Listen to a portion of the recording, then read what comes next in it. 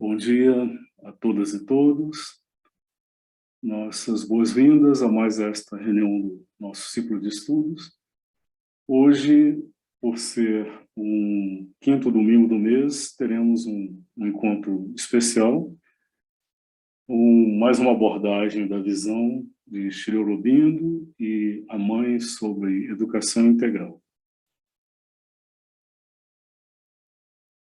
E como temos feito, começaremos com um pequeno exercício de aquietamento, de criação de condições de sintonia, receptividade, para que possamos ter o melhor proveito possível das palavras, das ideias que vamos ouvir e vamos aprofundar.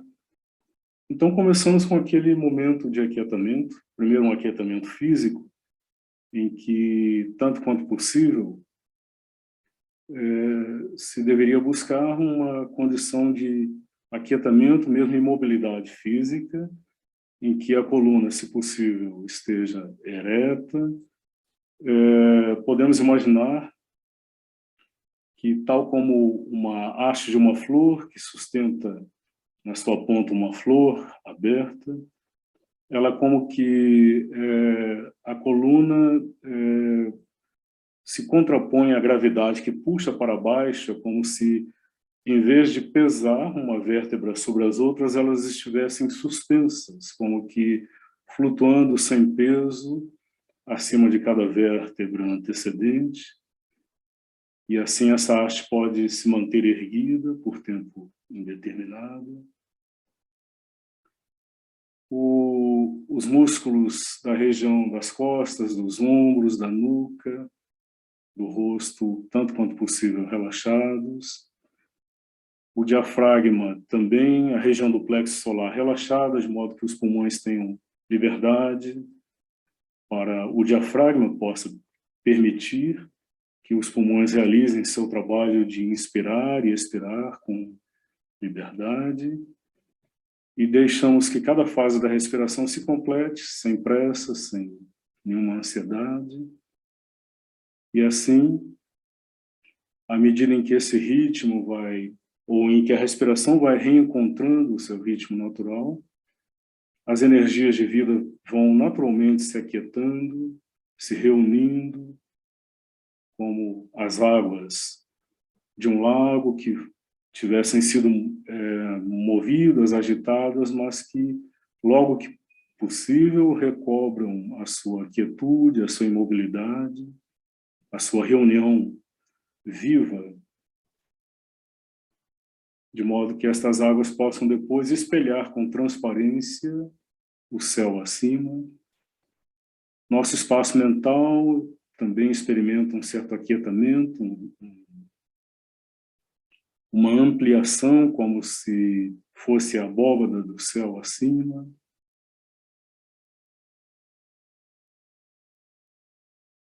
E nessas condições nós vamos procurar receber, acolher e deixar que sejamos tocados e permeados pela vibração do som, da música, e depois também pela presença, pela irradiação da imagem que contemplaremos. Nós faremos um exercício sobre um trecho de música relativamente breve. Nós vamos ouvi-lo 2 vezes. Então, eu falo um pouquinho sobre a música em si. Isso nós aprendemos com Rolf. Há situações em que informações sobre a música anteriores à experiência que está sendo proposta, eventualmente podem enriquecer a experiência. Há situações em que não, essa informação pode interferir com algum elemento mental, mas há situações em que ela pode, sim, contribuir para enriquecer a experiência. Eu acho que é o caso dessa música de hoje. Rapidamente, trata-se de um trecho de uma obra maior do compositor barroco Franz Ignaz von Bieber. ele compôs um conjunto de sonatas que ele chamou as Sonatas do Rosário.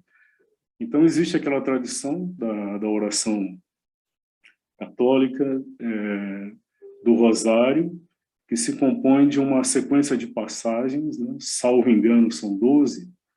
Então, são 12 sonatas, cada uma delas se referindo a uma passagem deste rosário.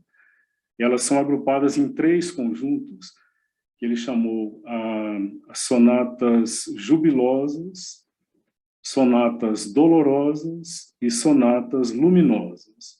Então, seguindo, de uma certa forma, a sequência também do rosário, o trecho que ouviremos é da primeira sonata, é a sonata da Anunciação. Então, é quando o arcanjo anuncia a Maria que ela será mãe de Jesus. Então, a música tem algo desta urgência da gravidade do anúncio que está sendo feito. É uma peça toda ela composta para violino solo e um conjunto de instrumentos de acompanhamento, aqui nessa versão apenas um órgão. Então, nós vamos ouvir o violino solo, que realiza a sua parte, que é extremamente ágil, extremamente complexa e elaborada, sobre alguns acordes bem sustentados e calmos do órgão, que lhe dá sustentação. Então, nós vamos, na primeira vez, eu vou sugerir que vocês ouçam com os olhos fechados, procurando perceber a presença dos 2 instrumentos, este órgão com esses acordes fortes, calmos, sustentados, e sobre ele o voo ágil do violino, provavelmente se referindo às asas do arcanjo que faz o anúncio. Então, é um movimento muito ágil, é um movimento luminoso. Então, a proposta é fechar os olhos, ouvir, receber, acolher a música, mas percebendo, procurando perceber a relação entre os 2 instrumentos e o papel, o que cada um deles desempenha nesta música. Da segunda vez, eu sugiro, então, antes de começar, qual vai ser o nosso trabalho.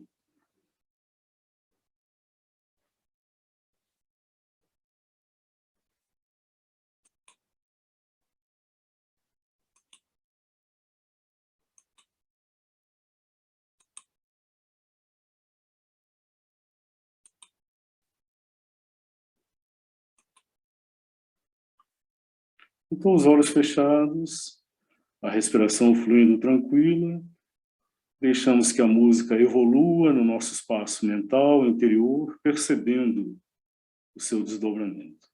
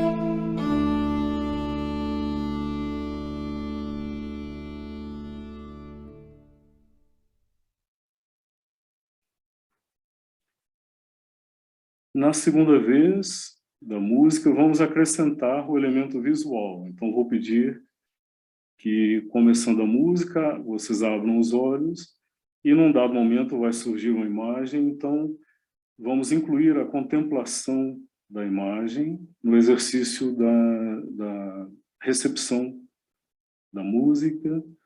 Então, acolhendo, recebendo de forma quieta, passiva, mas, ao mesmo tempo, exercitando a percepção, a discriminação do que nos vem pela audição e pela visão, acolhendo em nós tanto a vibração, a irradiação do som, como da imagem.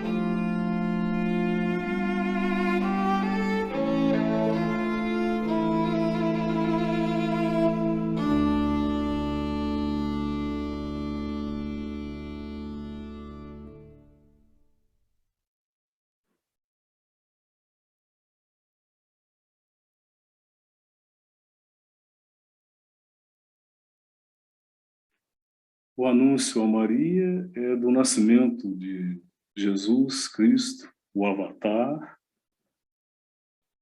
uma manifestação de um aspecto do ser divino que desce para dentro da manifestação, para dentro da obscuridade da manifestação, para aí auxiliá-la de dentro a dar mais um passo no seu longo, laborioso processo de evolução. Num momento, num estágio da evolução do mundo, em que testemunhamos, vivemos tragédias, direta ou indiretamente ocasionadas pela mão humana. Então, em momentos assim, é sempre um lembrete importante, indispensável, o de que esta luz está aí presente, ela reluz por detrás da sombra, da obscuridade aparente, dos véus que possam velá-la. Então, da mesma forma como o Avatar vem trazer essa mensagem à humanidade, à criação como um todo, em cada um de nós, a centelha do psíquico desempenha o mesmo papel. É ela quem pode estabelecer a nossa conexão ou reconexão à luz da fonte original. Então, toda voz, toda indicação que nos ajudem a reencontrar a buscar a conexão com esta fonte, esta presença em nós, é indispensável nesse momento. Então é sobre isso o nosso tema de hoje, na verdade todo o nosso ciclo, mas hoje igualmente.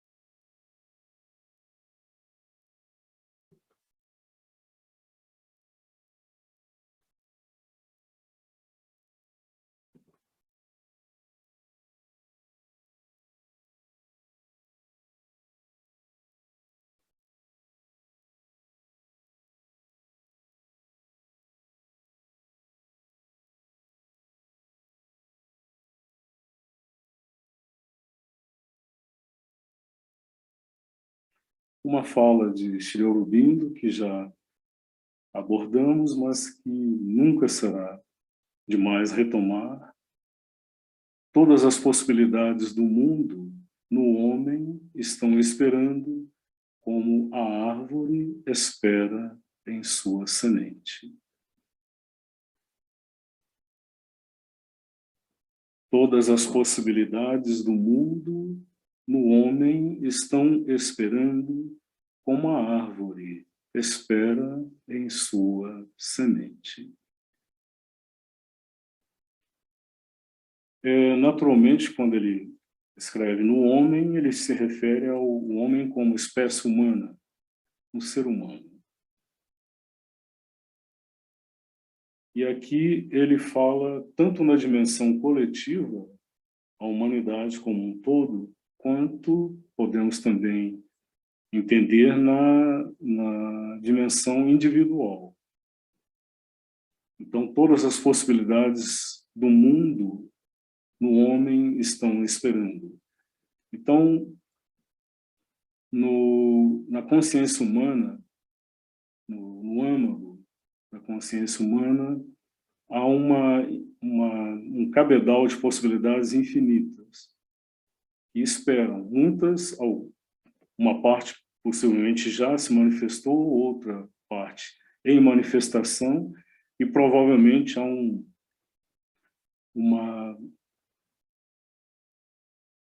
quantidade infinita de possibilidades que ainda sequer podemos imaginar, que também esperam da mesma forma como a árvore espera em sua semente. Então, é uma imagem que ele utiliza, essa metáfora da árvore que espera na semente, que parece simples e óbvia, mas que tem algumas implicações que são muito importantes na compreensão da visão da mensagem de Sri Aurobindo e a mãe. Então, a árvore espera em sua semente. Então, na semente está a árvore inteira. Todas as características que constituem uma determinada árvore de uma determinada espécie já estão contidas na semente.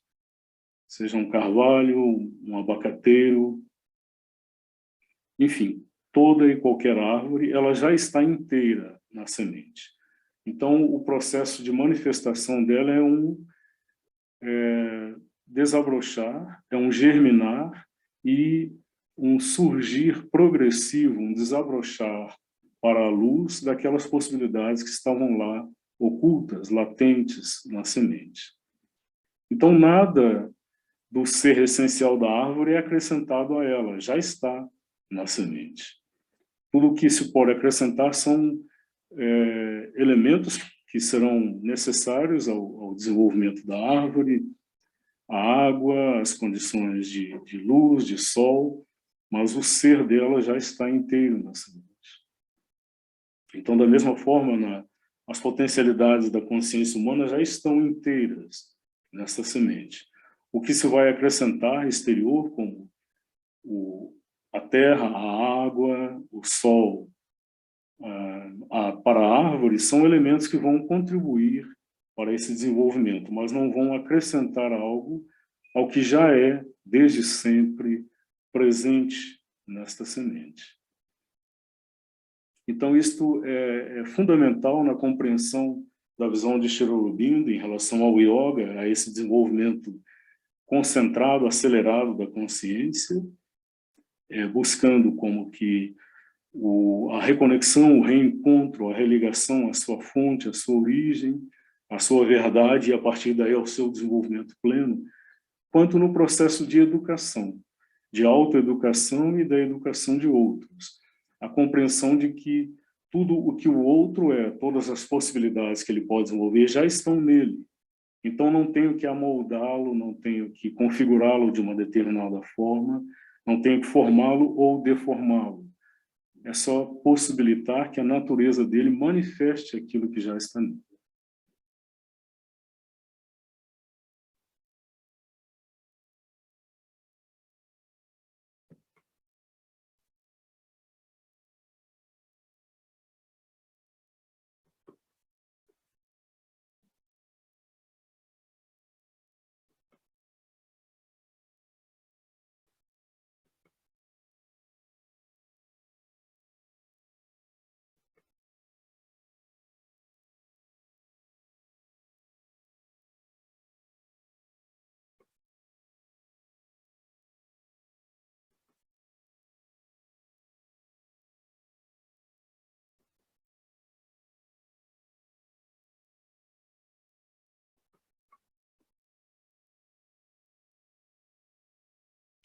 Então, esta pequena história, esta historinha contada pela mãe, um de meus amigos tinha feito uma viagem à Índia e foi convidado a fazer um relato de suas andanças.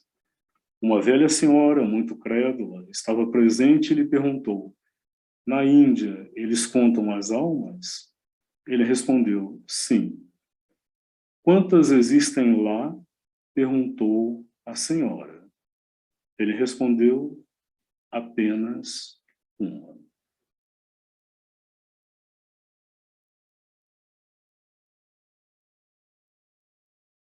Então, o sentido é claro, né? Naturalmente, ele não encontrou apenas um indivíduo, uma pessoa na Índia, mas são milhões, hoje mais de 1 bilhão de almas encarnadas. Mas a resposta, quantas almas ele encontrou lá, ele disse apenas uma.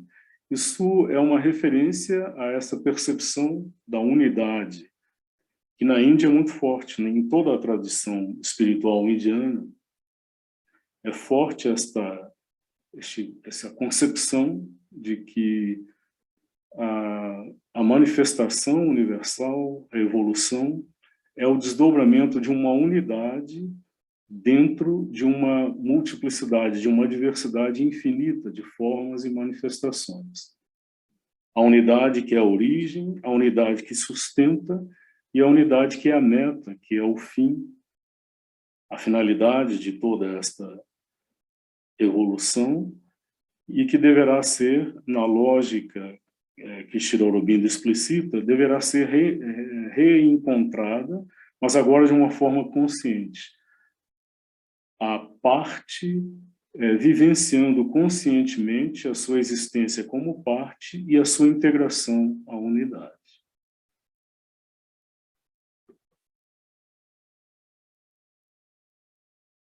Todos são um só. Tudo é uno em sua origem, mas cada coisa, cada elemento, cada ser tem como missão revelar uma parte desta unidade a ela mesma. E é esta particularidade que deve ser desenvolvida em cada um, despertando, ao mesmo tempo, o sentido da unidade original. É isto que significa trabalhar para a unidade na diversidade. E a perfeição nesta diversidade está em cada um ser perfeitamente o que ele deve ser. Então, aqui uma outra passagem da mãe. Esta aqui foi mencionada, citada por Wolff,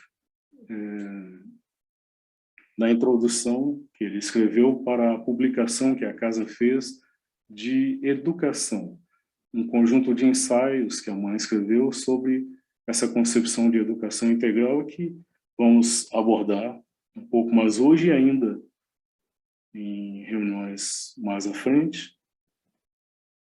Então, ela parte dessa percepção, desta unidade original.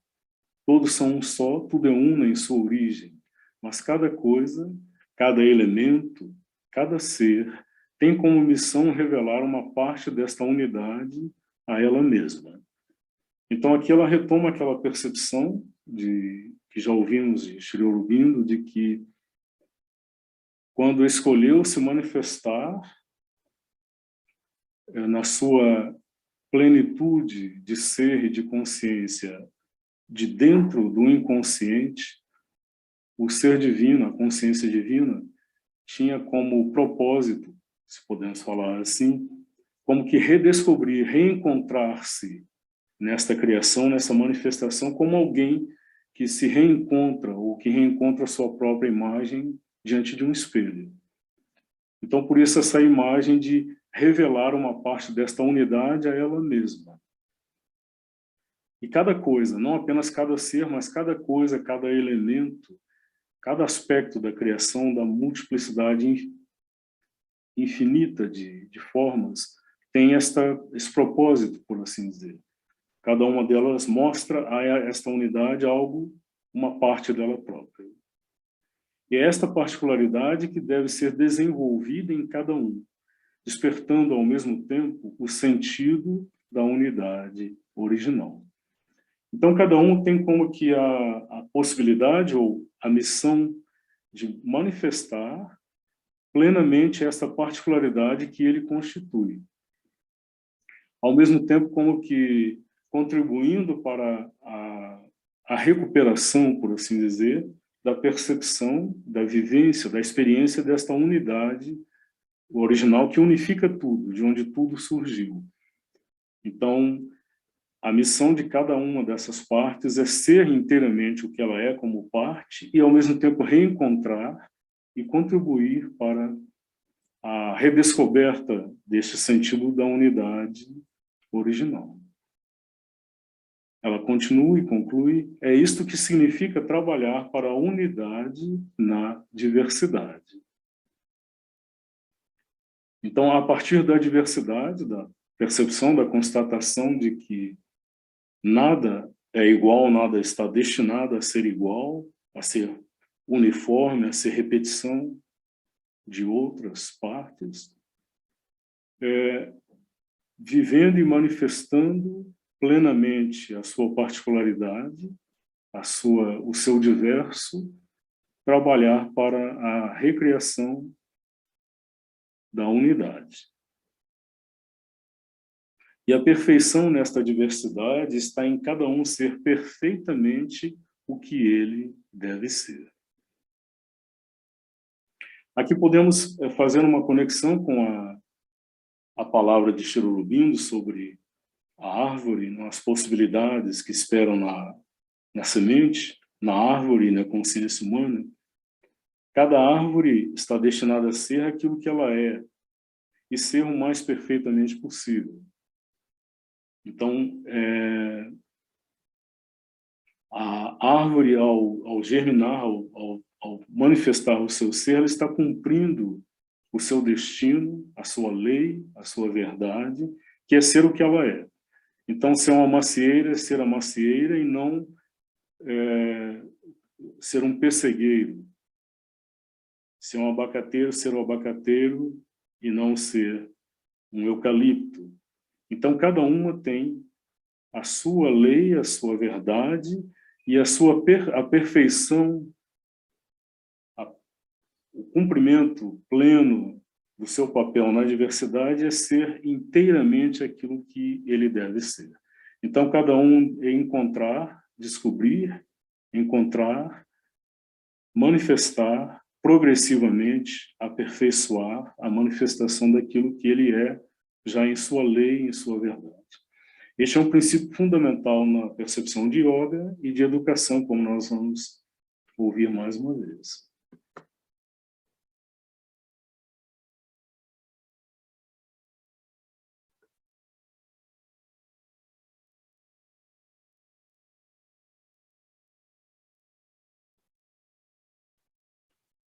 Então, na reunião anterior sobre educação, nós ouvimos este ensaio, A Ciência do Viver. Eu achei que seria interessante abordar uma sequência de diálogos e comentários que a mãe fez a partir deste ensaio, diálogos com alunos, possivelmente crianças na sua maioria. Achei interessante também porque essa parte não está ainda traduzida, não foi publicada. Ela vai comentar, trata-se de uma publicação do Sri Aurobindo Ashram, em que ela comenta cada um dos ensaios. Então, sobre a ciência do viver, depois sobre a educação e sobre cada uma das partes, a educação do físico, do vital, do mental, psíquico e espiritual. Então, tem esses comentários que complementam, por assim dizer, os ensaios originais. Então, a linguagem que nós vamos encontrar aqui é a linguagem de um diálogo informal com crianças e jovens. Então, um ponto de partida foi aquela percepção que é a primeira frase, a abertura do ensaio A Ciência do Viver, em que ela nos diz: uma vida sem objetivo é sempre uma vida sem alegria. Então, ela vai estimular e desenvolver uma reflexão com crianças e jovens a partir daqui. Só lembrando, toda vez que houver uma citação do ensaio original, vai surgir em laranja, como nós temos aqui. Então, vamos acompanhar a reflexão que ela desenvolve com os alunos. Ela começa perguntando, então, por quê? Porque uma vida sem objetivo é sempre uma vida sem alegria. Alguém ensaia uma resposta. Se temos um objetivo, podemos seguir tranquilamente o caminho que leva à meta. Aí ela faz essa consideração. Não é necessário que se tenha uma meta para se seguir tranquilamente o caminho. Tantas pessoas que não têm nenhuma meta seguem calmamente o curso de sua ronda cotidiana sem fazer qualquer esforço. Alguém, a mesma criança ou outra criança, ou outro jovem, um objetivo traz alegria. Ela considera, mais uma vez, às vezes, leva uma vida inteira para que se alcance um objetivo. A pessoa, então, só encontraria alegria no final de sua vida.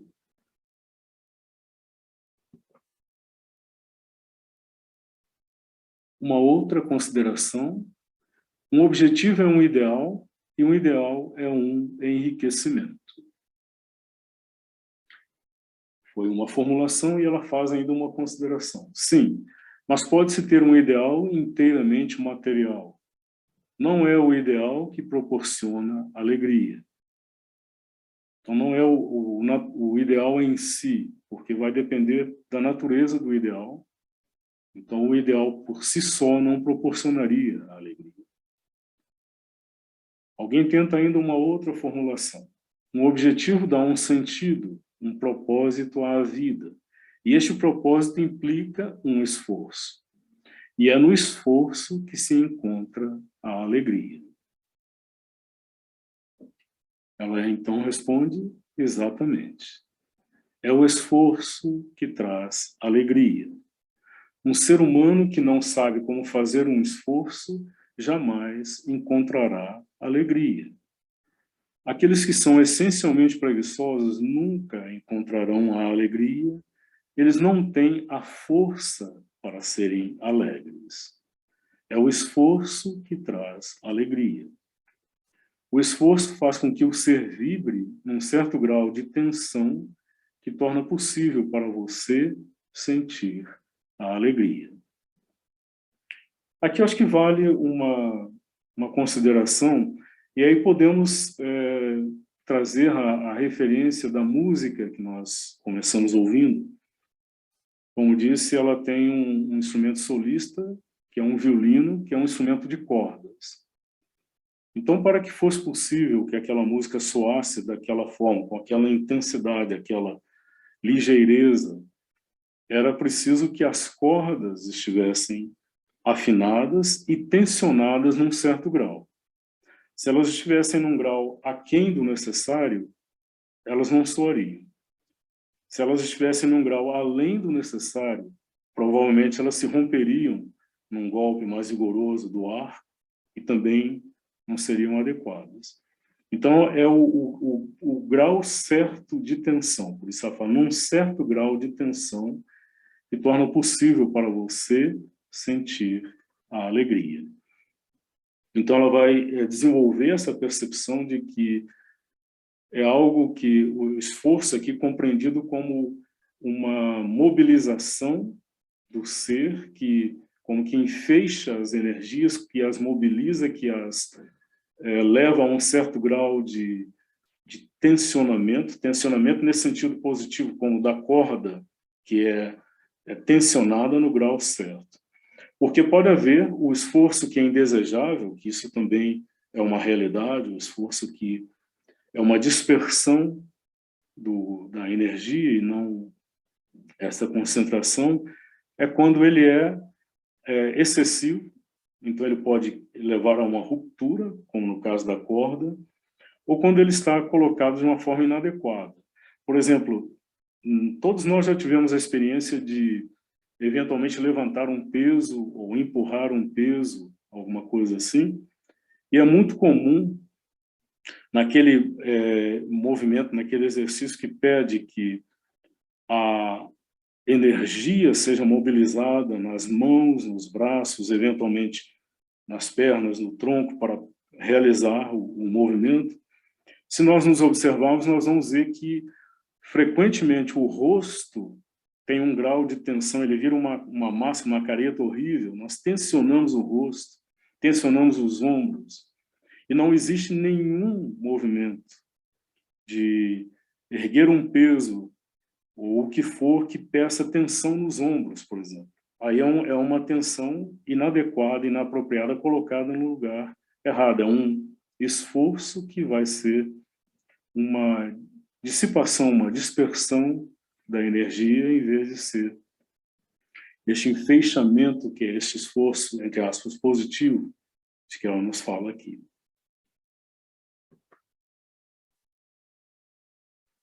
É somente o esforço, em qualquer domínio que seja, esforço material, esforço moral, esforço intelectual, que cria no ser certas vibrações que o tornam capaz de entrar em conexão com as vibrações universais. E é isto que proporciona alegria. Só antes de continuar, ainda a partir desta imagem que eu evoquei, dessa experiência, né, do carregar peso, levantar peso, empurrar o que for, sugiro que façam esse exercício, essa observação da próxima vez, e percebam se existe alguma mobilização desnecessária da energia, da força, num lugar onde ele não vai ser utilizado e nem é necessário. Então fica como sugestão de exercício.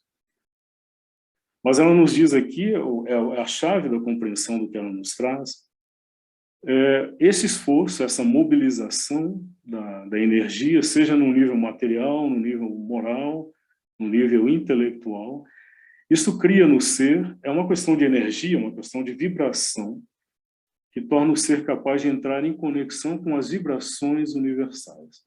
Aqui está a chave do que ela nos traz. É a conexão da energia individual com a energia universal, com a vibração universal. E é isto que proporciona alegria. A criança talvez seja um exemplo porque ela vive espontaneamente essa conexão com essa energia. Então ela pode, provavelmente, ou com frequência no dispêndio da energia, sem cálculo, sem limites, ela com frequência expressa alegria. A mãe prossegue: é o esforço que o puxa para fora da inércia. É o esforço que o torna receptivo às forças universais. E a coisa que, acima de todas as outras coisas, espontaneamente traz alegria, mesmo para aqueles que não praticam o yoga, que não têm nenhuma aspiração espiritual, que levam uma vida inteiramente comum, é a troca de forças com as forças universais.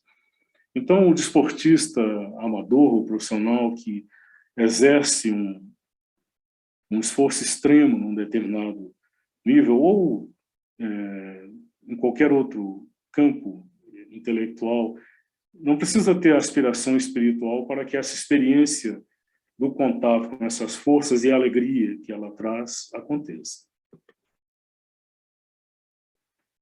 Uma pessoa se senta, por exemplo, para escrever um livro.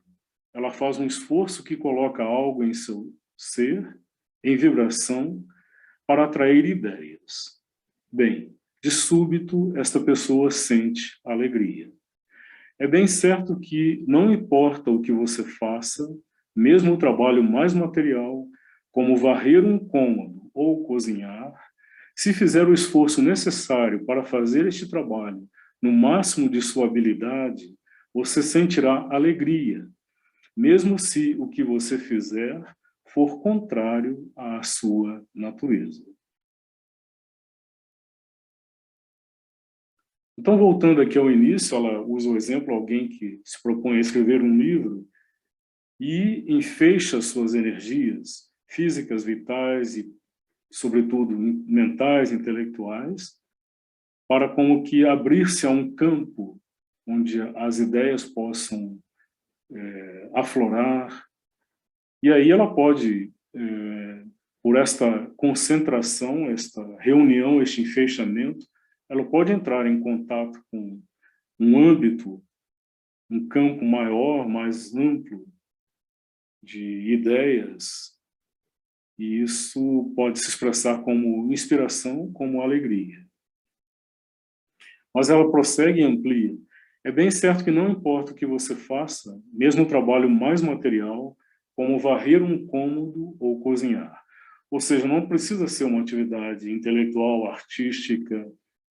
Não, mesmo numa atividade cotidiana, como varrer ou cozinhar, se você fizer o esforço necessário, sempre lembrando, esforço aqui compreendido como esta reunião, este enfeixamento, esta mobilização das energias naquela ação que está sendo realizada no momento, para fazer este trabalho no máximo de sua habilidade.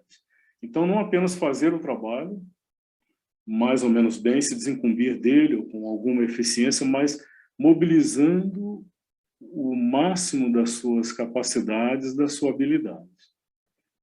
Então, fica aqui um exercício proposto, mesmo em atividades comuns, cotidianas, onde, em princípio, esta habilidade não seria necessária, mobilizada, podemos fazer esse exercício de ver se é possível varrer de uma maneira onde eu reúna o máximo da minha habilidade física no ato de varrer, na colocação, na dosagem certa da energia nesse ato, enfim, tudo que está implicado aí, ou cozinhar, ou o que for.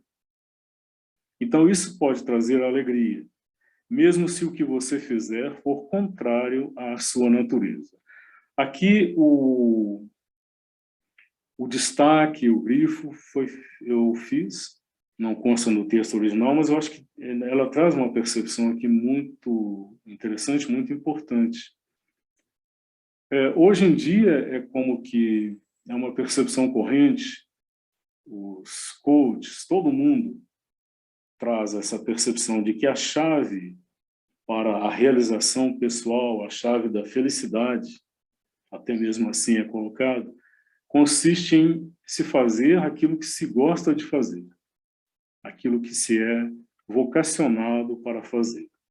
Então, a chave da realização seria descobrir isso, qual é a sua vocação, qual é o seu chamado, e escolher isso e realizar isso.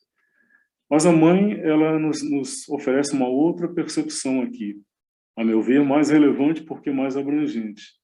Em outro lugar, ela formulou da seguinte maneira: o segredo não está em se fazer o que se gosta. O segredo está em gostar do que se faz. O segredo não está em se fazer o que se gosta de fazer. O segredo está em gostar do que se faz.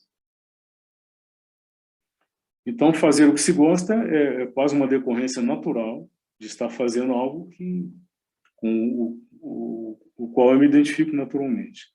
Mas gostar do que se faz, eventualmente, já implica numa mobilização voluntária e consciente de forças, de reunião delas, de consciência, para fazer algo que pode eventualmente ser contrário à sua natureza. Então você pode, por natureza, ter uma propensão, um pendor para uma atividade artística, intelectual, mas pode ser chamado a realizar uma tarefa física, cotidiana, que em princípio não teria a mesma complexidade ou o mesmo relevo.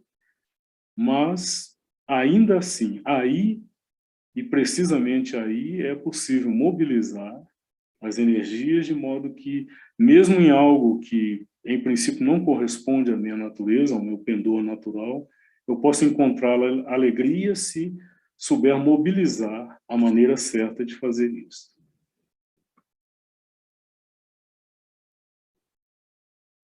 Quando quer realizar algo, você faz bem espontaneamente o esforço necessário. Isto concentra suas energias na coisa a ser realizada e isto dá à sua vida um significado.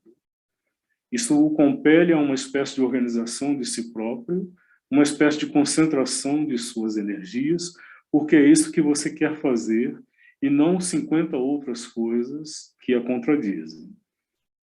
Aqui ela, em princípio, fala daquelas coisas para as quais somos naturalmente chamados a realizar, então é bem espontâneo essa mobilização para o esforço necessário.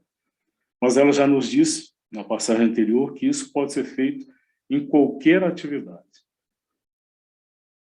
E é nessa concentração, nesta intensidade da vontade, que se encontra a origem da alegria. Isso lhe dá o poder de receber energias em troca daquelas que você despende. Então, de novo, a criança, como ela despende as energias sem cálculo, sem reservar, ela recebe como que espontaneamente uma renovação dessas energias.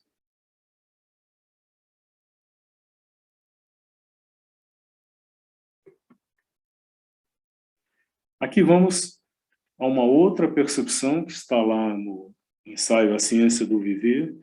O nosso enfoque hoje, essas percepções que são trazidas, são mais no sentido da autoeducação, do autodesenvolvimento. Mas, posteriormente, nós vamos ver, quando abordarmos os outros ensaios da mãe, ela, com frequência, direciona suas recomendações para educadores também, educadores de outros. Para trabalhar por sua perfeição, o primeiro passo é tornar-se consciente de si próprio. Então, nós ouvimos, quando ela nos falou lá atrás, que a missão de cada parte nesta unidade que se manifesta na multiplicidade, é realizar a sua perfeição, a perfeição que é própria a cada parte. Aqui ela nos acrescenta, para trabalhar pela perfeição, que pode ser um processo de yoga, mas pode ser simplesmente um processo de autoeducação. O primeiro passo, necessário, indispensável, é tornar-se consciente de si próprio. Aí vem uma pergunta de um dos alunos: conhecer a si mesmo e controlar-se. O que isto significa? Como um subtítulo do ensaio A Ciência do Viver, a mãe colocou: conhecer a si mesmo e controlar-se. Então, o estudante pergunta: o que isso significa? Isso significa estar consciente de sua própria verdade interior, cônscio das diferentes partes de seu ser e de suas funções respectivas. Você precisa saber por que faz isto, por que faz aquilo. Precisa conhecer seus pensamentos, conhecer seus sentimentos, todas as suas atividades, todos os seus movimentos, daquilo de que é capaz, etc. E conhecer-se não é suficiente. Este conhecimento deve propiciar um controle consciente. Conhecer-se perfeitamente é controlar-se perfeitamente. Vamos retomar rapidamente a partir daqui. É significativo, sempre é em Shri Aurobindo e a mãe, a ordem das colocações nunca é casual. Quando ela responde, ela nos diz: isso significa estar consciente de sua própria verdade interior. Então ela começa lá de dentro, do âmago, da origem, da essência. Conhecer a si mesmo é ter consciência dessa verdade interior. Então ela começa de dentro para fora. A partir de lá, cônscio das diferentes partes de seu ser, o mental, o vital, o físico, e de suas funções respectivas. É isso que ela vai depois nos dar indicações de como lidar com os diferentes aspectos e as diferentes funções dessas partes do ser. Mas você precisa saber por que faz isso. A motivação, ou as motivações. Por que faz aquilo? Precisa conhecer seus pensamentos, conhecer seus sentimentos, todas as suas atividades, todos os seus movimentos. Então, mais uma vez, é a mente, o ser de sentimento, o ser dinâmico de atividade, o ser físico, os movimentos, as suas capacidades, aquilo de que é capaz. E conhecer-se não é suficiente, não basta ter a visão daquilo que se é. Este conhecimento deve propiciar um controle consciente. Conhecer-se perfeitamente é controlar-se perfeitamente. Então aqui, e muitas outras passagens, nós vamos estar diante de uma distinção que é a distinção entre controle e domínio. Controle e maestria ou mestria de algo. Então, como ela parte da percepção da natureza humana e ela está como que dando indicações para um trabalho básico de autopercepção e autoeducação, ela não coloca ainda o domínio como uma meta. Uma meta mais próxima é o controle. Então, por exemplo, é uma imagem simples de evocar, não? Alguém que tem cavalos e quer conduzir esses cavalos, ou um cavalo, ele tem que saber como controlar esse cavalo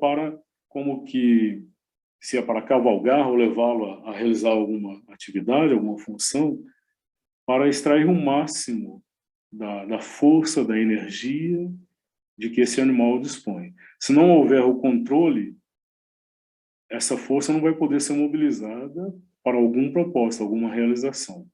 O cavalo não vai estar sob o controle consciente daquele que o conduz. Ou quando o curso de um rio é canalizado de modo a ter obter-se o máximo da energia potencial que existe no fluxo, no movimento das águas, extrair dela a energia na forma de uma hidrelétrica. Isso não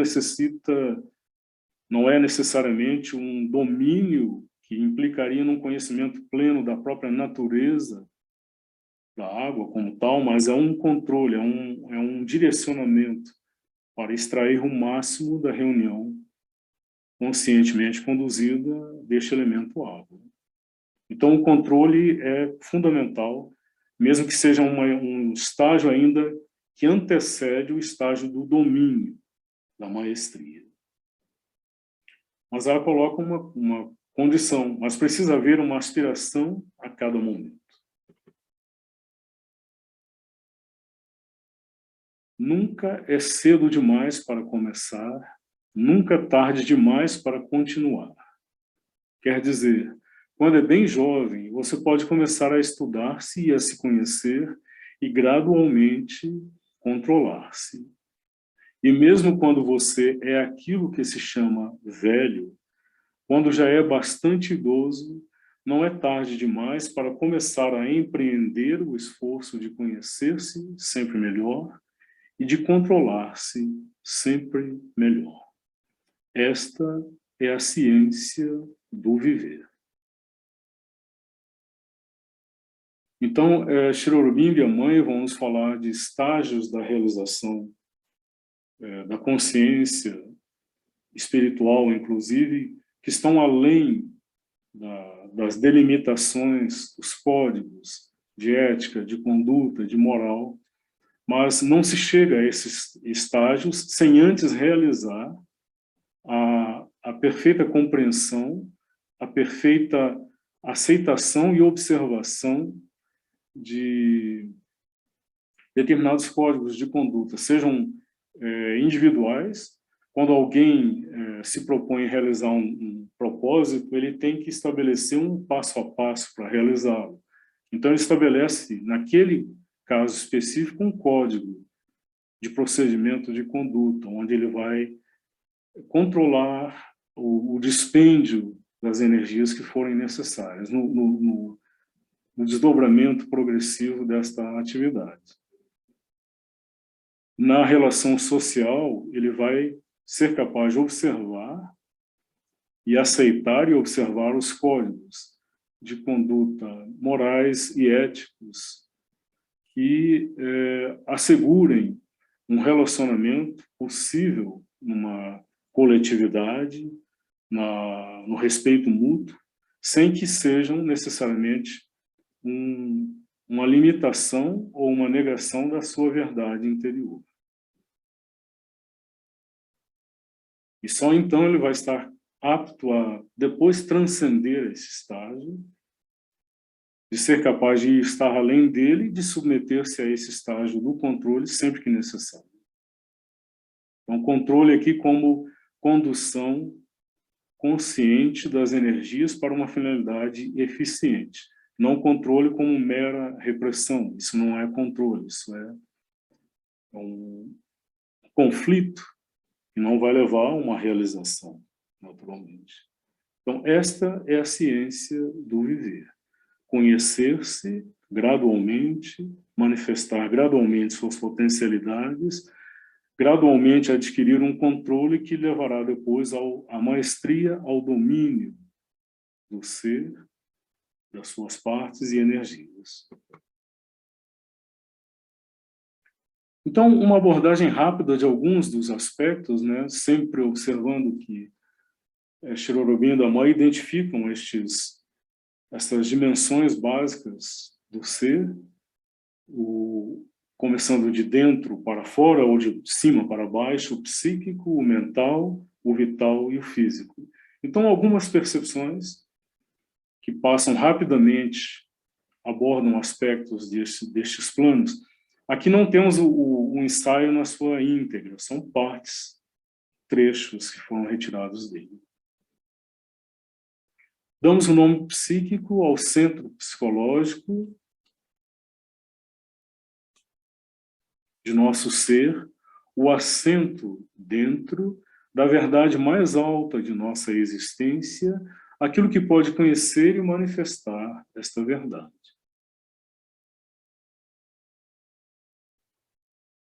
Então, existe um centro psicológico, um centro onde está a psique, onde está o sentido de autoconsciência em nós.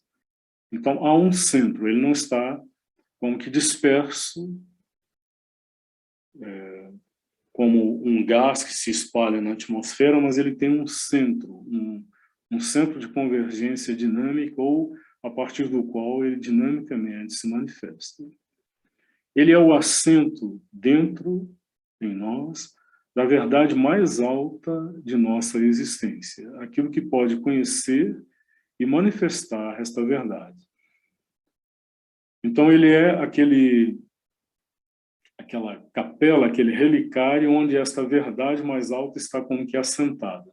Mas ele pode não apenas conhecer, entrar em contato consciente com isso, mas ele contribui para que isto se manifeste, porque a finalidade, a mãe nos diz, de nós como partes dentro desta grande unidade é manifestar, não apenas conhecer, mas manifestar a verdade que cada um é. Então, a reflexão dela vai nesse sentido. A verdade de nossa existência, não apenas a verdade. Então, não a verdade como uma abstração filosófica ou a percepção de uma dimensão onde possamos estar em contato com a realidade daquilo que efetivamente é.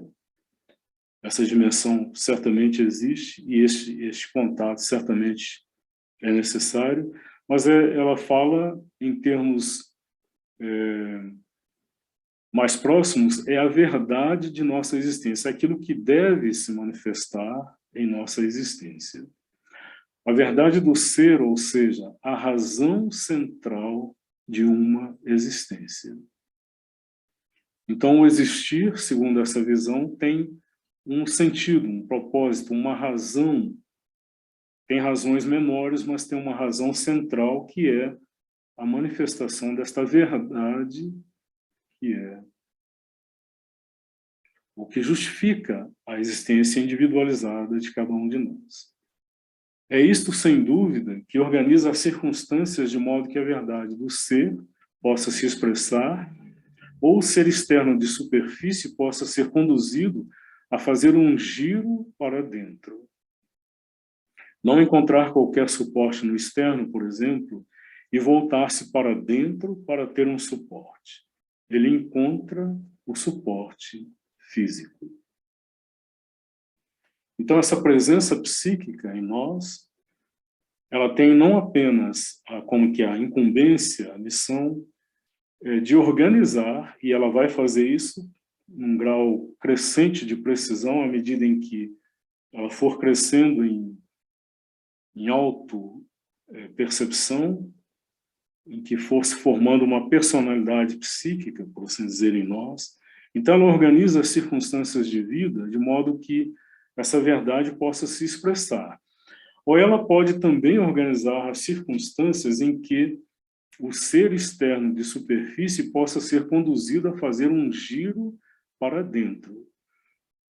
E ela pode fazer isso de maneira suave, delicada, ou ela pode fazer isso, eventualmente, colocando circunstâncias drásticas, mesmo traumáticas. Ela pode cortar a conexão ou a possibilidade de qualquer realização exterior, de modo que não haja alternativa para o ser, a não ser voltar-se para dentro. Então, para cada caso, vai ser feito de uma forma diferente. Mas, a partir dessa colocação dela, é preciso ter a confiança de que está havendo esta condução. Voltar-se para dentro, para, não tendo mais o suporte externo, aí, então, encontrar o verdadeiro, o único, legítimo suporte, que é o suporte psíquico, porque ele está assentado na própria verdade da existência individual.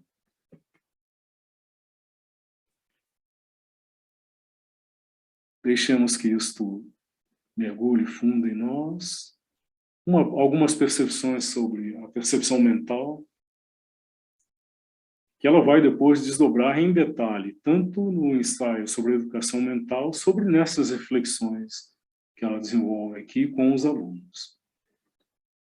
Vocês precisam também compreender que não são individualidades separadas, que a vida é uma troca constante de forças, consciências, de vibrações, de movimentos de toda a espécie.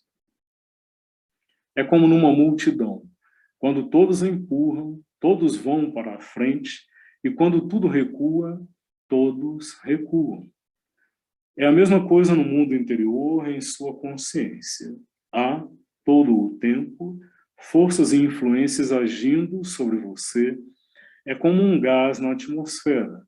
E a menos que você esteja bastante desperto, estas coisas entram em você e só quando já foram bem fundo e emergem como se fossem suas, é que você se torna consciente delas.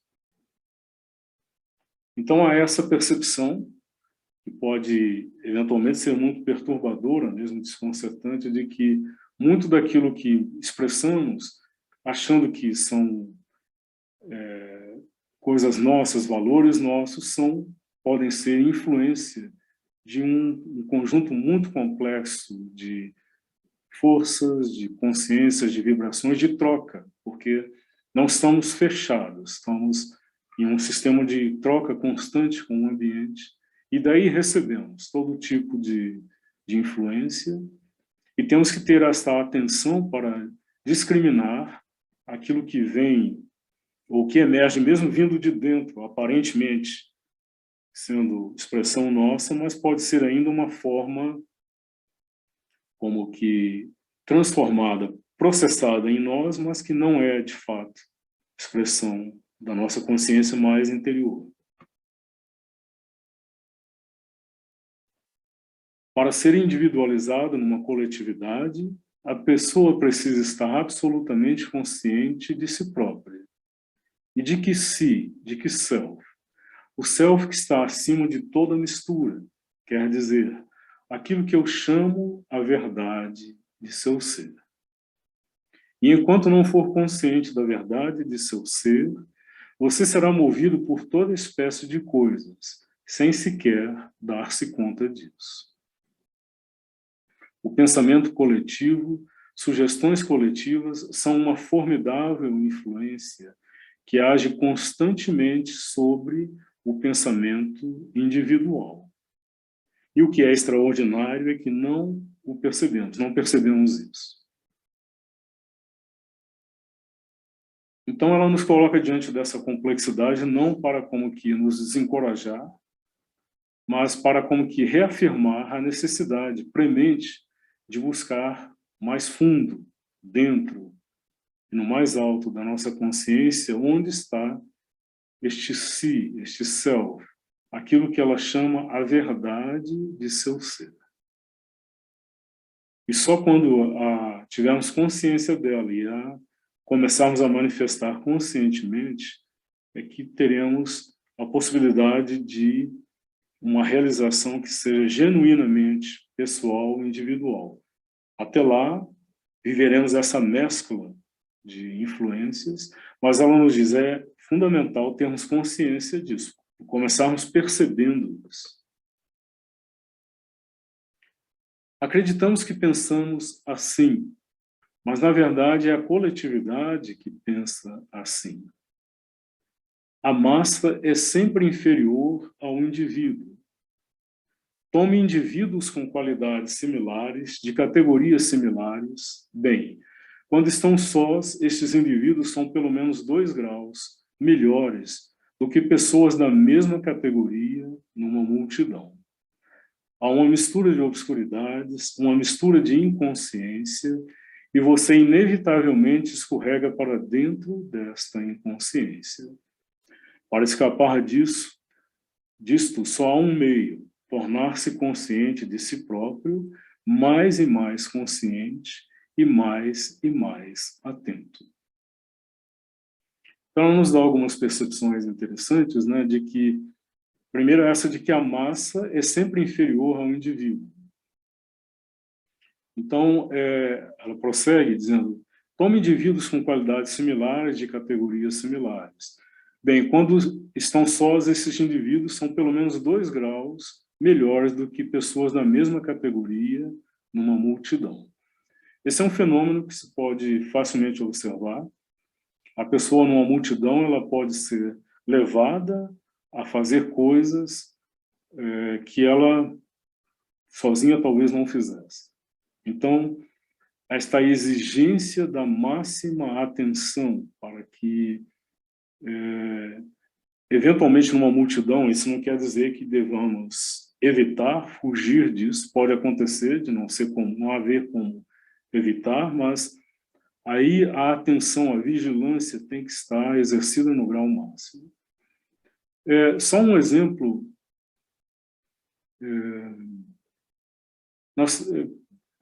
Todos os dias vemos aí exemplos de massas que, como massa, fazem coisas que indivíduos ali fazem coisas que talvez não fizessem sozinhos. Quando vemos determinadas atitudes de vandalismo de torcidas organizadas, por exemplo, talvez os indivíduos separados não fizessem, não só porque estão separados e aí ficam intimidados, mas porque a consciência individual, ela tem como a mãe nos diz, um grau de possibilidade de observação de determinados valores que, quando ela está submersa, levada pela onda irresistível da massa, ela não tem como exercitar. E, num grau mais complexo, eu citaria um exemplo de um escritor que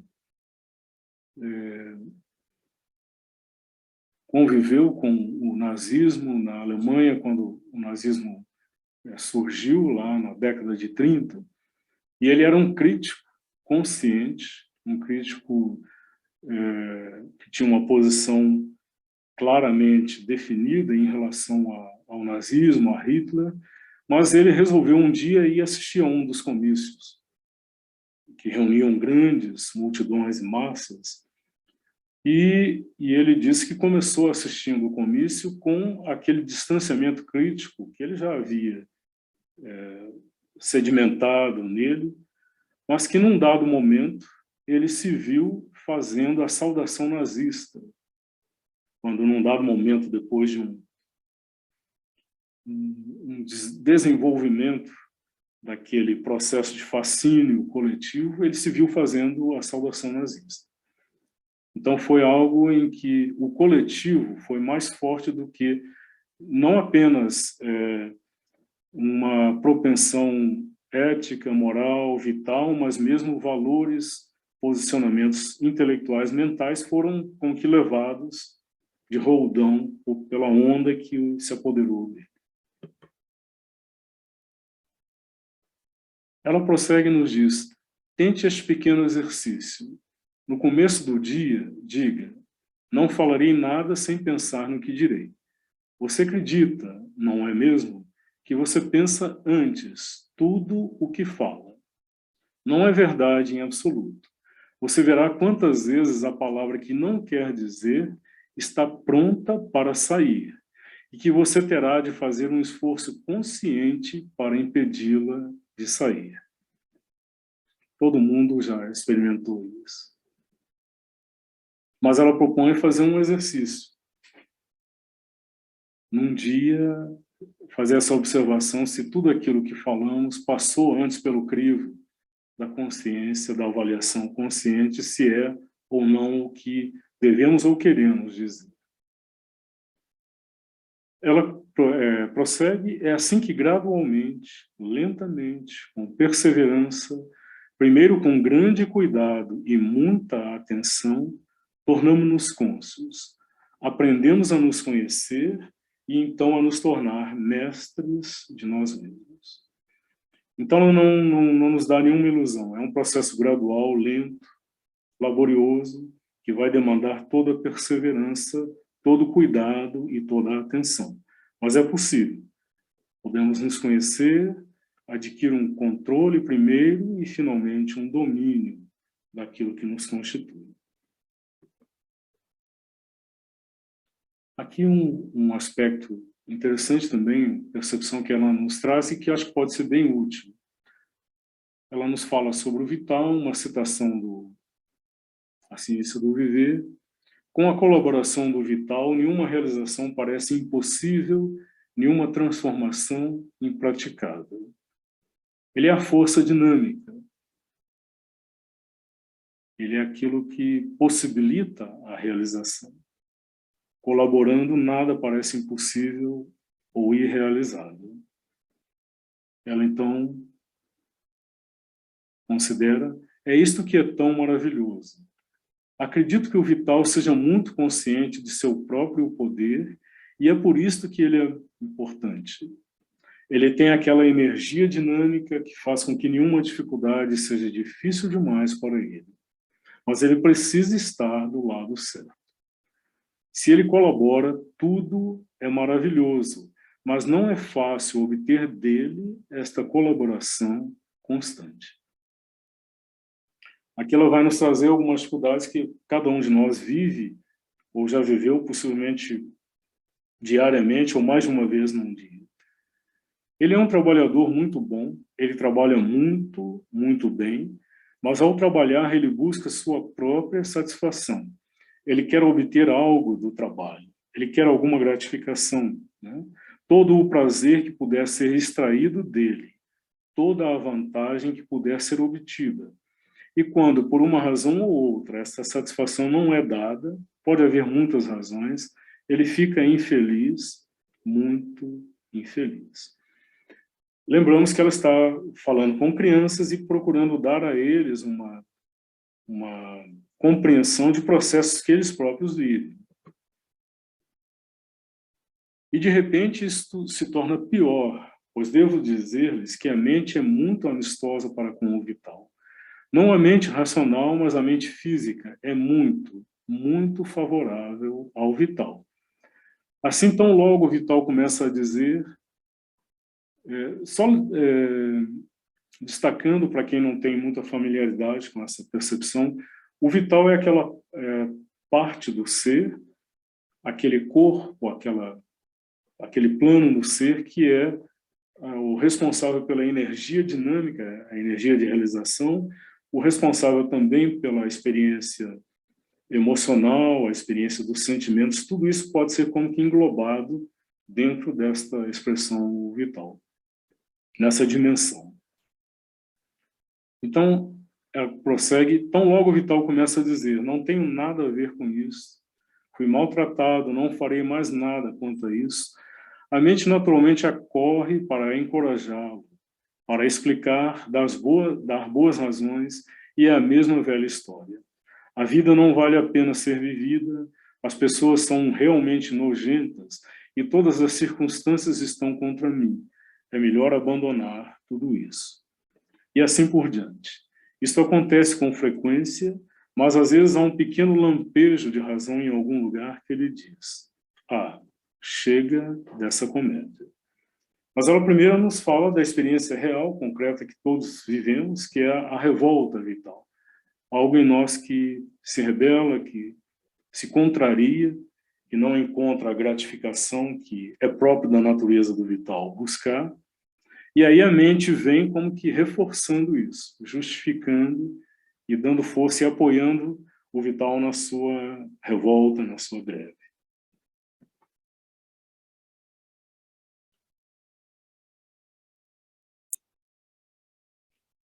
Com um pouco de boa vontade é melhor, quando essas convulsões se apoderam de você, adotar como regra não se mover, dizendo-se, não vou me mexer, vou esperar que a tempestade passe, pois em uns poucos momentos se pode destruir ou arruinar meses de esforço regular.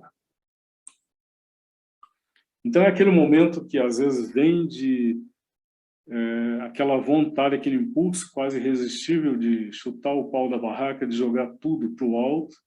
Então, ela diz, nesse momento tem que haver a possibilidade, a capacidade de se aquietar, de não ceder ao impulso, porque aí é possível que se destrua ou se arruine meses de esforço regular. Ela prossegue, aqui no ensaio, estas crises são de menor duração e são menos perigosas no caso daqueles que estabeleceram um contato com seu ser psíquico, suficiente para manter acesa neles a chama da aspiração e a consciência do ideal a ser realizado. Então, ela nos diz que mesmo aqueles que têm já um contato com o psíquico, essas crises acontecem. Só que aí elas terão uma duração menor e serão menos perigosas. Com a ajuda desta consciência, eles podem lidar, aqueles que têm esse contato, Com seu vital, como se lida com uma criança revoltada, com paciência e perseverança, mostrando-lhe a verdade e a luz, esforçando-se para convencê-la e despertar nela a boa vontade que por um momento foi velada. Então pode ser uma chave útil aqui, essa postura. Ele age, na verdade, como uma criança. Ele se revolta como uma criança. Ele faz birra, ele fica amuado como uma criança. Então, como podemos lidar com a criança com paciência e perseverança, mostrando, procurando abri-lo à percepção da verdade e da luz, esforçando-se para convencê-la, a criança ou ao vital, e despertar nela ou nele a boa vontade que por um momento foi velada.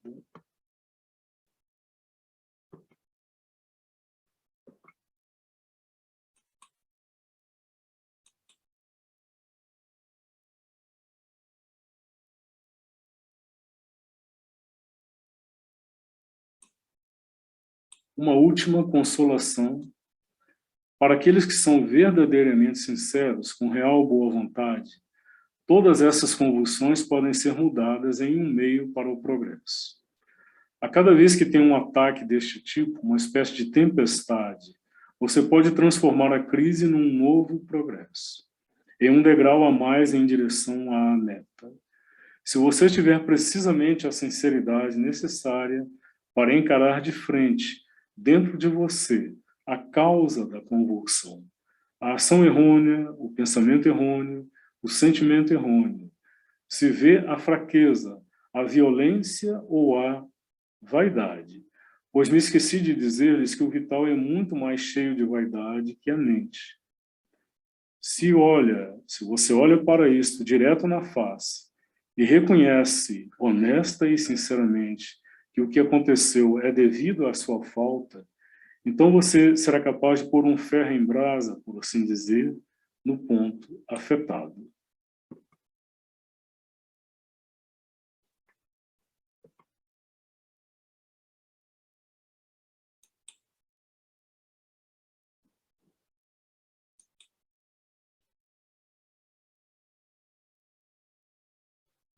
Você pode purificar a fraqueza e transformá-la numa nova consciência. E depois da tempestade, você descobrirá que cresceu mais um pouco, você realmente fez um progresso. Então, eu não falo aqui de extirpar, de expulsar aquele elemento de fraqueza, mas de purificá-la, de como que transmutá-la, transformá-la numa nova consciência. Como que percebendo a verdade que possa estar por trás deste movimento deformado, libertando-a e purificando e transformando. E assim, depois da tempestade, você descobrirá que cresceu mais um pouco, você realmente fez um progresso. O progresso pode ser vagaroso, as quedas podem ser frequentes, mas se uma vontade corajosa é mantida, é certo que um dia triunfaremos e veremos todas as dificuldades se dissolverem e desvanecerem diante da radiante consciência da verdade. Ainda algo sobre o corpo. Ela nos falou alguma coisa da mente. Claro que lá no ensaio e depois na abordagem dos planos do ser, ela vai nos dar uma percepção, um quadro muito mais abrangente e complexo da natureza de cada um desses planos e de como lidar com eles. Aqui são apenas alguns pontos destacados, né? Mas ela já nos falou que a mente, com seus princípios rígidos, e o vital, com seus excessos e explosões e paixões, a mente e o vital estão prontos a destruir o equilíbrio do corpo e a criar uma condição de fadiga, exaustão e doença. Então, buscando a realização de seus princípios arbitrários ou de seus caprichos, o vital e a mente podem impor ao corpo desequilíbrio. Podem levá-lo a uma situação, uma condição de fadiga, de exaustão e mesmo de doença. Então ela nos diz, o corpo tem de ser libertado desta tirania. Isto somente pode ser feito por meio de uma constante união com o centro psíquico do ser. Então é uma percepção muito interessante que vai ficando clara de que essa presença psíquica, este ser, esse centro psíquico, ele está como que atrás. E de trás ele irradia, por assim dizer, a sua influência sobre cada um dos planos. Ele cria uma conexão própria com cada um deles. Então, ela nos diz aqui que a libertação do corpo em relação à tirania da mente, do vital, virá por meio de uma constante união com o centro psíquico do ser.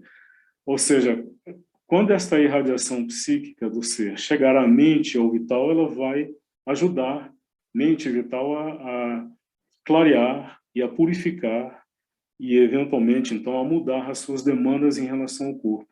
Mas o psíquico exerce essa ação, essa irradiação, essa influência sobre o próprio corpo. Isso nós vamos ver um pouquinho mais à frente.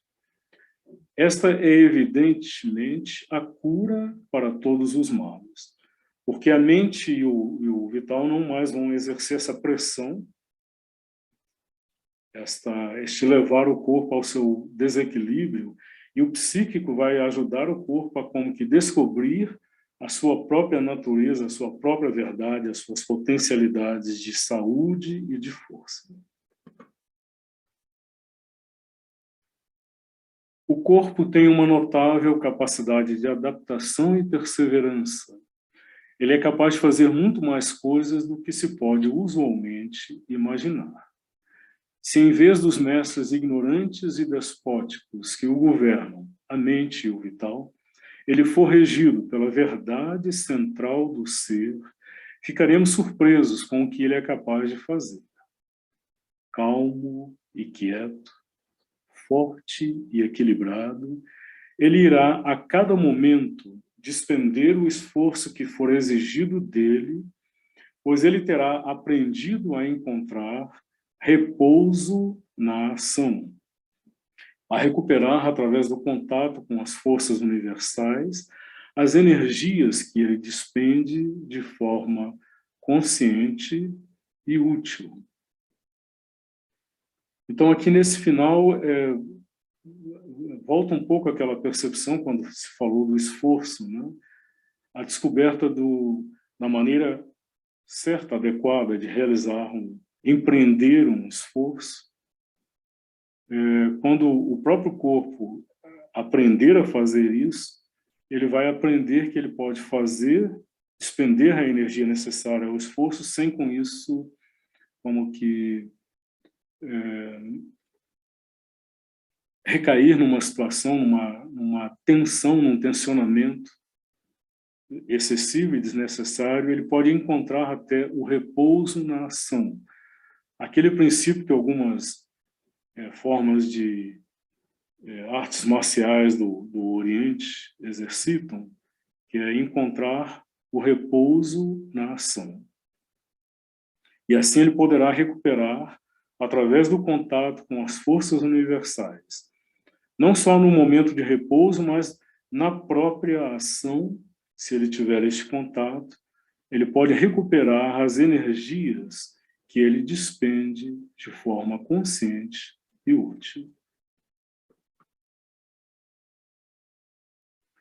Isto advém de uma espécie de certeza da escolha interior. Quando aspiramos por algo, se ao mesmo tempo sabemos que a aspiração será ouvida e respondida da melhor forma possível, isto estabelece uma quietude no ser, uma quietude em suas vibrações.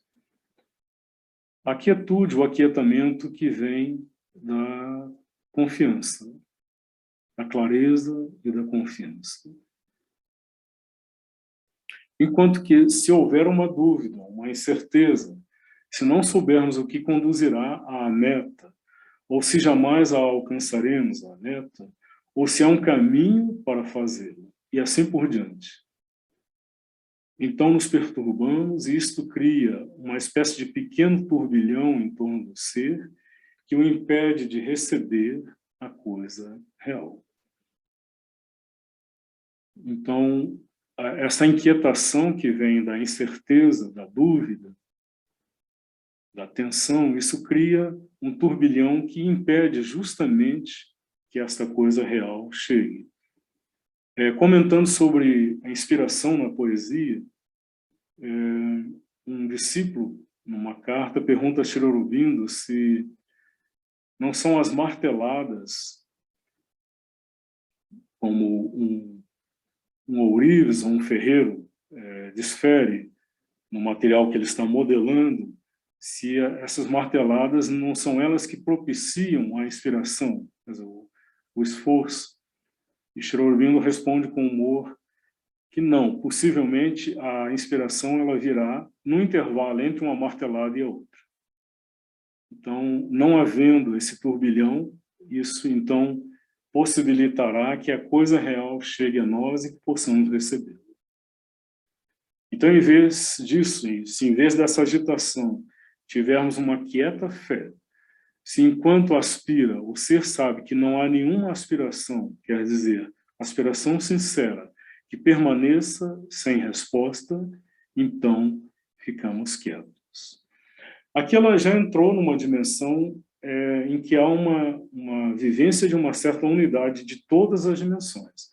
O psíquico, então, irradiando para a mente, o vital e mesmo o físico, algo da sua calma, da sua clareza, da sua certeza.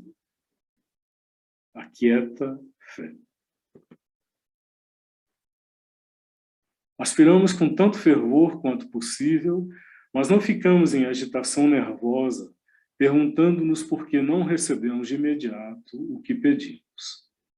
Sabemos como esperar. Já disse noutra ocasião, saber como esperar é colocar o tempo do seu lado. Isto é, de fato, verdadeiro. Pois se nos excitamos, perdemos nosso tempo, nossa energia, nossos movimentos. Ser muito quieto, calmo, pacífico, com a fé de que o que é verdadeiro terá lugar e que se deixarmos que aconteça, vai acontecer mais rapidamente. Então, nessa paz, tudo vai muito melhor.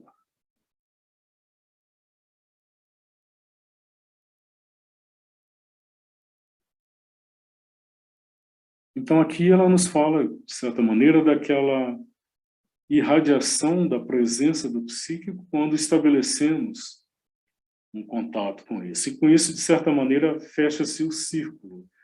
Ela começa falando que a primeira necessidade é a descoberta dessa presença em nós.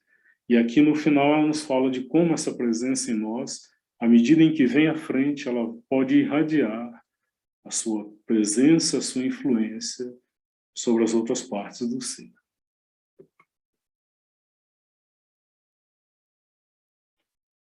Aqui vamos para uma conclusão. Esta é uma coisa muito pouco conhecida entre os místicos e pessoas religiosas. Em cada parte do ser, o divino se manifesta de forma diferente. Nas partes mais altas, ele se manifesta como poder, amor, etc. Mas no físico, ele se manifesta como harmonia e beleza. Consequentemente, o problema da expressão da beleza física é um problema espiritual.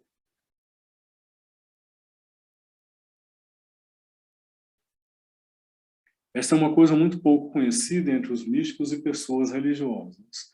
Em cada parte do ser, o divino se manifesta de forma diferente.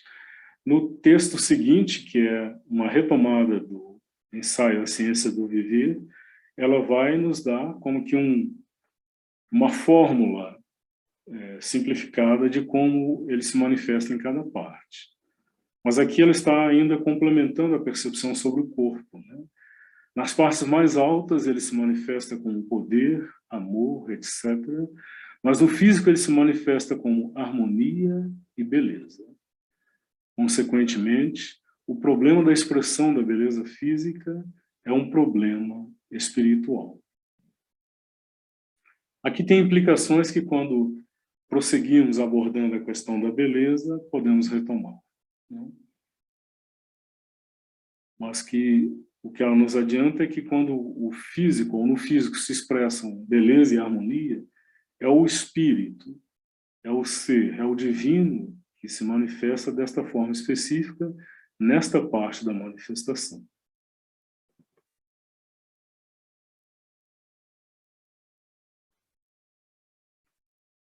O psíquico será o veículo do amor verdadeiro e puro.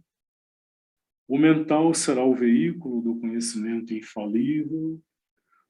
O vital manifestará um poder e força invencíveis. E o corpo será a expressão de uma beleza e harmonia perfeitas. O psíquico será o veículo do amor verdadeiro e puro. O mental será o veículo do conhecimento infalível. O vital manifestará um poder e força invencíveis. E o corpo será a expressão de uma beleza e harmonia perfeitas. Nós vamos voltar aí, se puder aprofundar um pouco mais como ela qualifica cada um desses aspectos que se manifestam através de cada parte, mas é interessante ver como os adjetivos que ela usa, né? O amor verdadeiro e puro,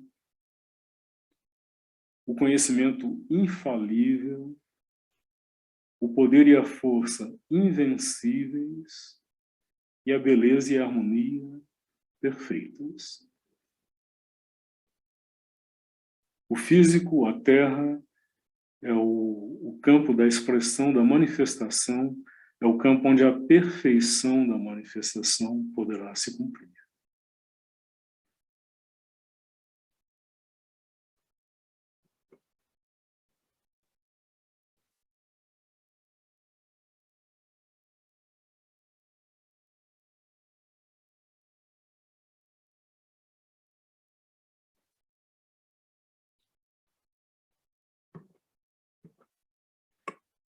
Para permitirmos que as percepções que foram trazidas como que se assentem em nós, eu vou finalizar propondo a vocês uma contemplação, mais uma vez, de uma sequência de imagens sobre música, mas que em si traz também, de novo, ou como que retoma e fecha alguns dos aspectos que foram abordados.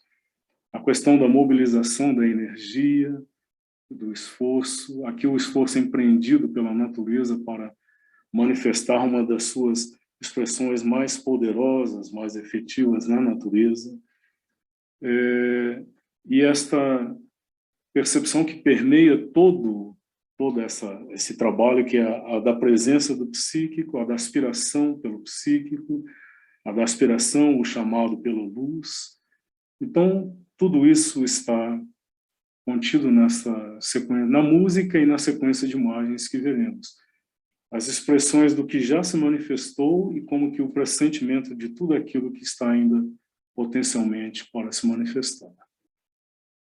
A natureza manifestando essa sua, ou a busca do reencontro da sua verdade.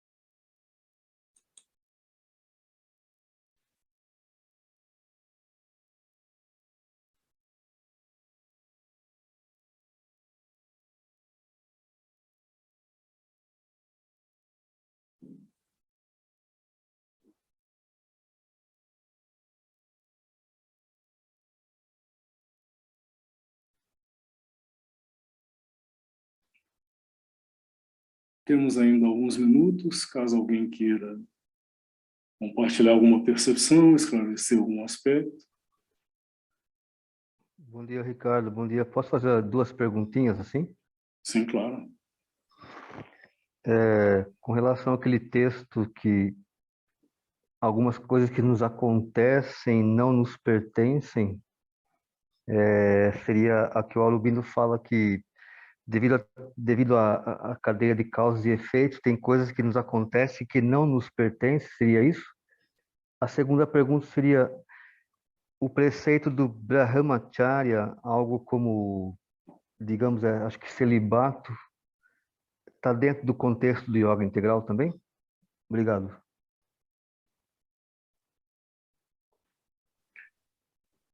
Tem bastante coisa aí nas perguntas, Silvio. Eu não sei se eu conseguiria responder a todas elas de uma forma satisfatória no tempo que temos.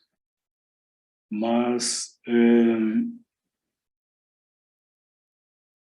a primeira delas, você traz uma menção a coisas que eventualmente nos acontecem que você pode formular de novo e que não nos pertencem. Assim, pensamentos que talvez venham para nós, mas não exatamente nos pertencem. Assim, sim. É isso. A partir dessa percepção de hoje, né, de que no espaço mental muita coisa do exterior está presente sem que tenhamos percepção disso, né?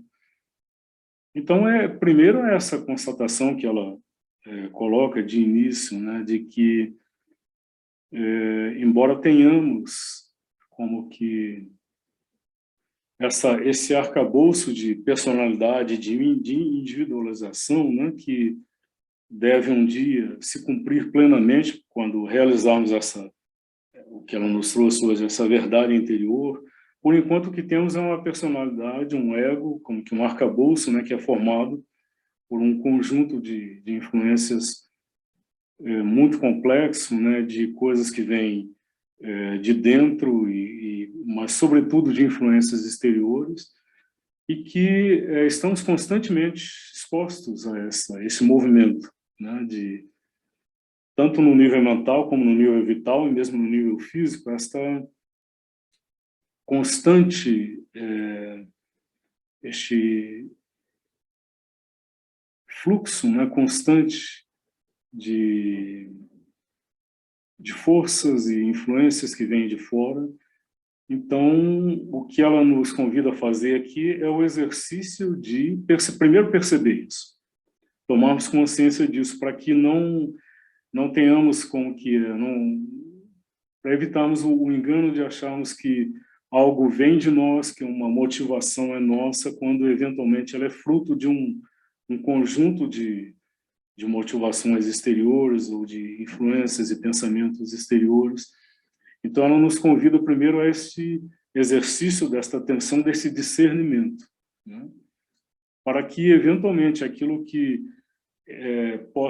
possamos ter essa capacidade de perceber aquilo que emerge de fato, como que do estofo do ser, da consciência, mais propriamente nossos, individualizados, e aquilo que é fruto dessa influência externa. Então, primeiro, essa constatação de que estamos imersos nesse oceano aí de intercâmbios, né? E que estamos sujeitos a tudo isso, ninguém escapa, ninguém sai disso, mas que tenhamos a consciência disso para podermos começar esse exercício de discernimento, aquilo que nos constitui, aquilo que vem de fora, de que maneira essas coisas se interrelacionam. Então, é a constatação disso, o exercício da atenção e do discernimento, da discriminação, para que um dia possamos nos mover nesse oceano com alguma autonomia, até chegarmos a ter, de fato, a afirmação da nossa verdade plena, né, que então nos permitirá interagir com estas forças e influências sem ser por elas submersos, né? Então, é uma primeira tentativa de resposta, né, da primeira parte. Na segunda parte, você fala dessa questão de Brahmacharya, ou seja, da questão da prática de determinadas austeridades,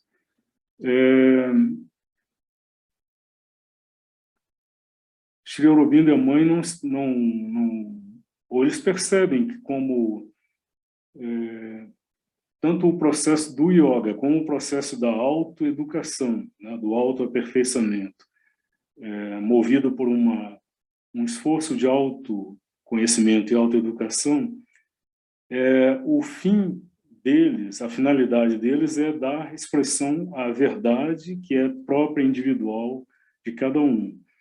Então, as regras e indicações que eles dão são regras e indicações relativas que podem, eventualmente, ser úteis para cada um ou para uma determinada pessoa, uma determinada consciência em desenvolvimento, num determinado estágio do seu movimento, mas que mais à frente não serão mais necessários. Então, eles não estabelecem nenhuma regra como sendo uma regra absoluta que todos devem invariavelmente seguir, ou nenhuma referência a dizer todo aspirante a um trabalho de autoconhecimento ou de autodesenvolvimento tem que passar por essas etapas, observar estes aspectos, estes preceitos. Não existe isso em Sri Aurobindo e mãe. Eles dão algumas indicações, por exemplo, essa questão da austeridade, que pode envolver a questão das energias de sentimento e mesmo em nível sexual. Isso aí a mãe vai abordar no ensaio em que ela fala sobre aquele que aspira a uma transformação supramental. Então, para aquele que chegou neste estágio, que aspira a que nele e através dele uma manifestação neste nível aconteça, então ele vai ter que observar determinadas delimitações que em estágios anteriores do processo não serão necessárias, ou não da mesma forma.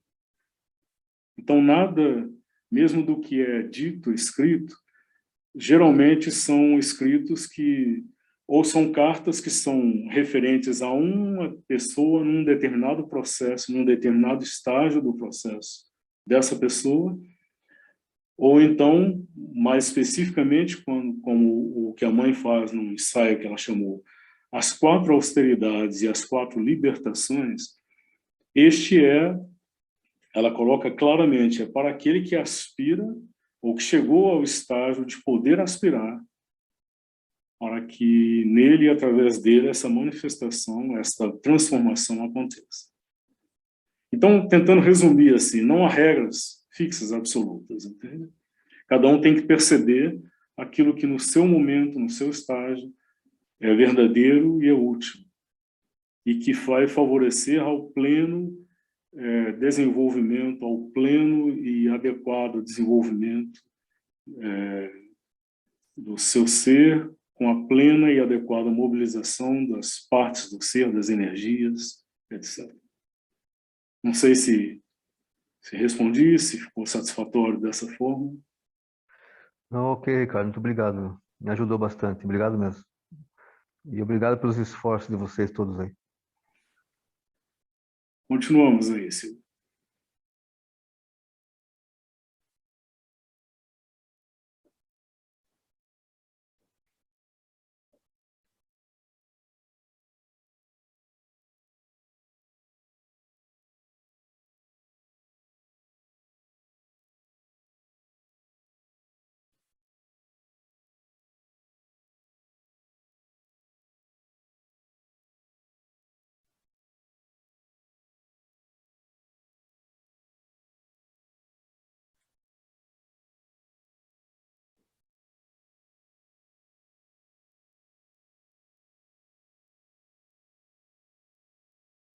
Não sei se alguém mais gostaria de se manifestar, mas eu já adianto uma informação que nós faremos uma troca no começo do mês. Quer dizer, normalmente começaríamos com o pensamento social e político de Sri Aurobindo, e na semana seguinte teríamos a síntese do yoga. Por razões